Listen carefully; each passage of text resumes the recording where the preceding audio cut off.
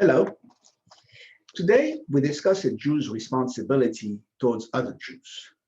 The Talmud says, quote, all Jews are responsible for one another. How far does this responsibility extend? In this week's Torah portion, Matot, the Israelites are at the gates of the Promised Land. All they need to do is cross the Jordan River, but some don't want to. Quote, the descendants of Reuben and Gad had an abundance of livestock, and they saw the land of Jazer in the land of Gilead, and behold, the place was a place for livestock. They said to the leaders, let this land be given to us, and do not take us across the Jordan. Moses said, shall your brothers go to war while you stay here? Why do you discourage the children of Israel from crossing over to the land which the Lord has given them? This is what your fathers did in the incident of the spies, and God was angry and made us wander in the desert for 40 years. And behold, you have now risen in place of your fathers as a society full of sinful people. If you turn away from following God, he will leave you in the desert again, and you will destroy this entire people. They approached Moses and said, we will build here pens for our livestock and cities for our children. We will then arm ourselves quickly and go before the children of Israel until we have brought them to their place.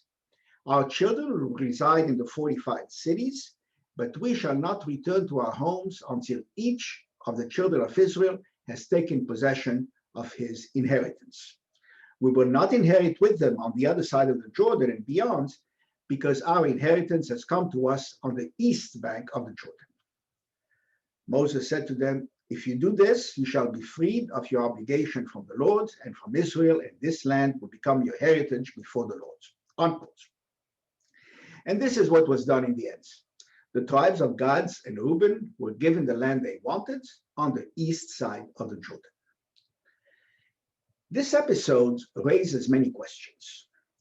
First, is it mandatory for Jews to live in Israel?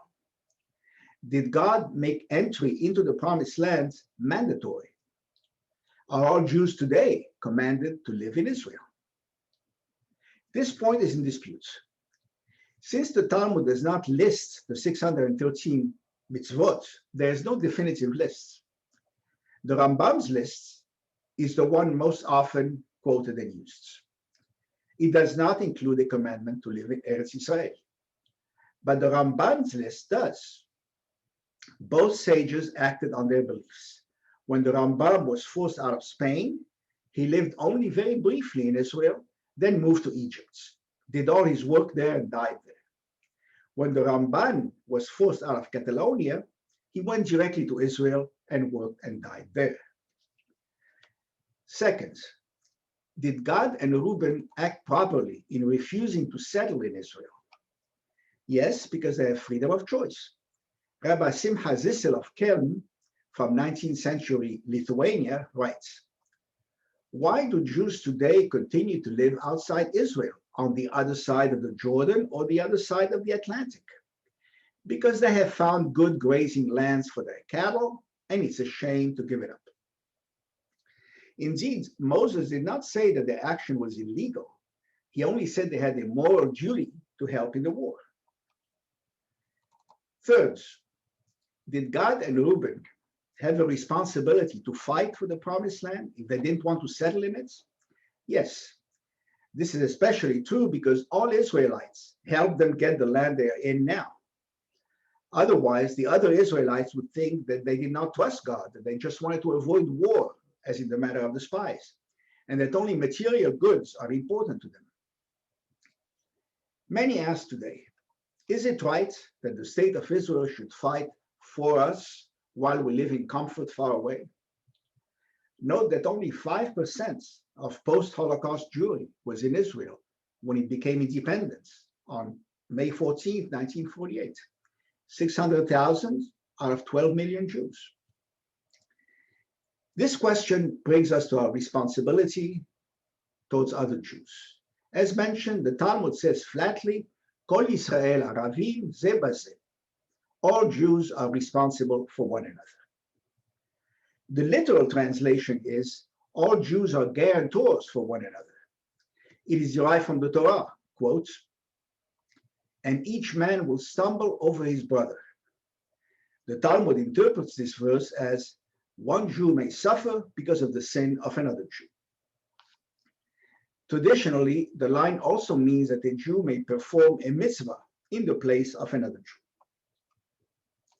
What does being one people entail? First and foremost, it entails collective responsibility, and this also means collective punishments. This was demonstrated very early. During the Battle of Jericho, one and only one Israelite engages in looting, which was forbidden.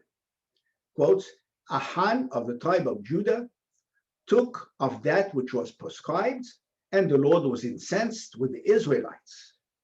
So God is angry at everybody for the actions of a single individual. As a result, the Israelites lose the next battle at Ai. Joshua investigates and discovers Ahan's action. Ahan confesses, is tried, and stoned to death. Joshua tells Ahan, what calamity have you brought upon us?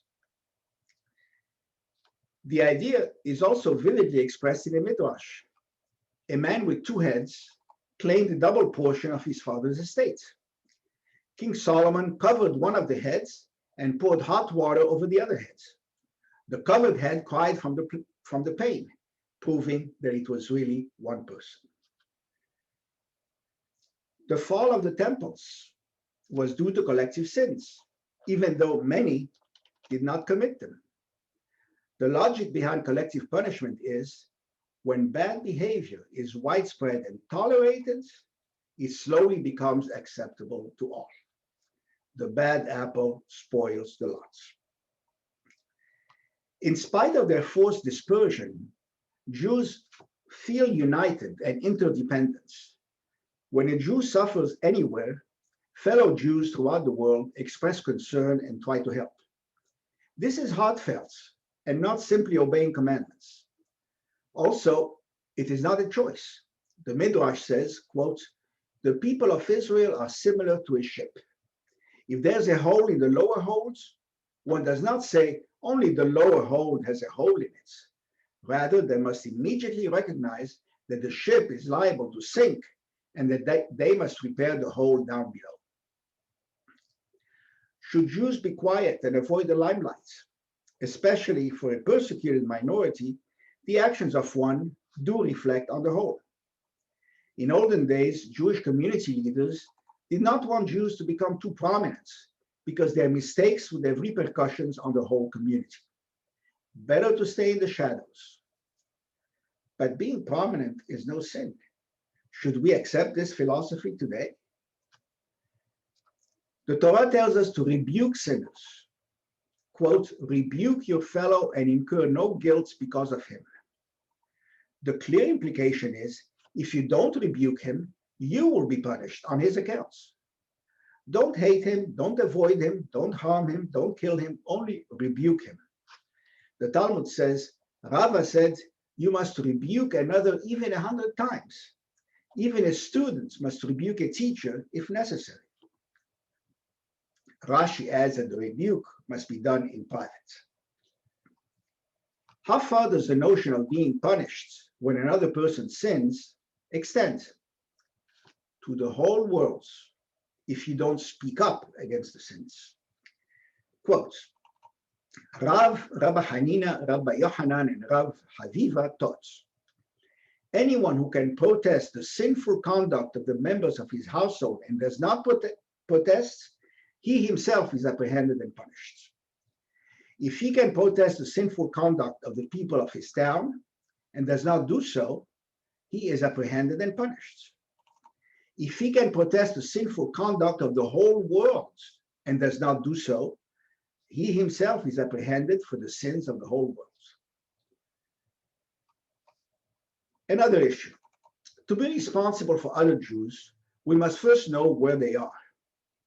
But we don't always know who is Jewish and who isn't. It is likely that the vast majority of halachic Jews today have no idea they're Jewish. A single Jewish woman who was forced to convert out 1,000 years ago could have thousands of matrilineal descendants today, all halachically Jewish, all ignorant of the facts. Do we have an obligation to conduct genealogical research to find out who's Jewish, inform them of the facts, and instruct them? If not, why not? Isn't it a logical implication of the Talmudic phrase? What should we do to keep peace in the house and truly become one people? Jews are argumentative. 2 Jews, 3 opinions. Jews are religiously divided, especially Ashkenazi. Rabbi Jonathan Sachs suggests 7 principles to enhance the feeling of peoplehoods. First, keep talking to one another. Second, listen to one another. Shema Israel. Third, work to understand those with whom you disagree. The law follows Hillel, not Shammai, because Hillel's students were kind and humble and always quoted the other side's opinions before their own. As the Talmud says, quote, Rav Abba stated in the name of Samuel, for 3 years there was a dispute between Bet Shammai and Bet Hillel. The first saying, the halacha agrees with us, and the second also saying, the halacha agrees with us. Then a heavenly voice, a bat kol, was heard saying, Elu ve'elu divrei Elokim hayim. These and these are the words of the living gods, but the halacha agrees with Bet Hillel. However, since both are the words of the living gods, what was it that entitled Bet Hillel to have the halacha agree with them? It was because they were kind and modest and studied both their own rulings and those of Bet Shammai, and were even so humble as to mention the opinions of Bet Shammai before their own. Unquote. Fourth, do not seek victory. Think first of the overall good of Jews and Judaism. Fifth, give respect to get respect. Sixth, even if you do not agree with fellow Jews, show that you care about them. Seventh, remember that God chose us as a people. God did not choose only you, but me as well. Anti-Semites do not make distinctions between Jews. We are united by shared memory, shared faith, shared fate, even as we differ on the details. As Benjamin Franklin said, we must hang together, or most assuredly, we will hang separately. Shabbat Shalom.